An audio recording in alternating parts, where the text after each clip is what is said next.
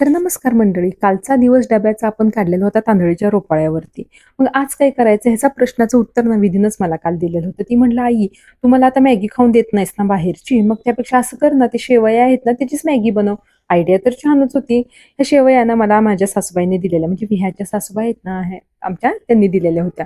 मग म्हटलं त्या तशाच पडून आहेत, गोडच्या शेवया केल्या तर कोण खात नाही. मग म्हटलं मॅगीवाले शेवया करूया. काहीतरी जुगाड लावून करायचंच ना. ते साधं सोपंच आहे. आपण कसं नॉर्मली जे शेवयाचं उपीट करतो ना, अ, कांदा, टोमॅटो, हळद, मीठ घालून सगळं तसंच करायचं. फक्त कमी पाण्यात जराशी शिजवायची हां, नाहीतर परत एकदम त्याचा पूर्ण असा चिखल झाल्यासारखाच होतो. शिजवून वगैरे झालं ना, की मगच त्यात तो मॅगी मसाला घालायचा. आता मान्य आहे की त्याच्यात सुद्धा प्रिझर्व्हेटिव्ह असतात. पण बाबा त्या मॅगीच्या मैद्याच्या पेक्षा थोडंसं कमी प्रमाणात असतील ना, प्रिझर्व्हेटिव्ह जेवढे कमी करता येतील ना मुलांच्या आहारात तेवढे कमी करायचे. मला तर आठवतच नाही लास्ट टाईम मी मॅगी कधी विधीला बनवून दिलेली होती. पण तिची एवढीच इच्छा आहे तर थोडंसं एखाद्या वेळेस चालतं. मस्तपैकी डब्याला दिलेलं आहे आता आवडीनं माझं बाळ